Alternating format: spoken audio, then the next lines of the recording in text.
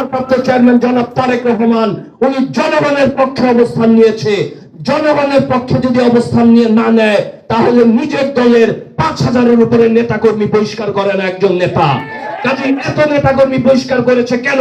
কারণ বুঝতে হবে উনি জনগণের পক্ষে অবস্থান নিয়েছে। কাজে ওনার একজন কর্মী হিসাবে, নগণ্য কর্মী হিসাবে আমি কালীহাতির রাজনীতি করি, দায়িত্ব নিয়ে রাজনীতি করি। আমিও কালীহাতিতে জনগণের পক্ষে অবস্থান নিতে চাই। আমি জনগণের কোনো অসুবিধা হবে এমন কোন কর্মকাণ্ডকে প্রশ্রয় দিব না। আপনারা আজকে আমি বীর বাসিন্দার সন্তান, বৃহত্তর বীর বাসিন্দার সন্তান। আমার গ্রাম বর্গা, আমি এটা আমাদের একই ইউনিয়ন। আমি আপনাদের সন্তান, আপনাদের কাছে আমার উদাত্ত আহ্বান। আমরা আজকে এই যে তারা বক্তব্যে বলে কর্মী বান্ধব নেতা, আমি দায়িত্ব থেকে কর্মীদেরকে সহযোগিতা করেছি। যেহেতু ওই সময় স্বৈরাচার সরকারের বিরুদ্ধে তারা ঝুঁকি নিয়েছে, আন্দোলন করেছে, সংগ্রাম করেছে, মামলা খেয়েছে, গায়েবী মামলা খেয়েছে, জেলখানায় গিয়েছে।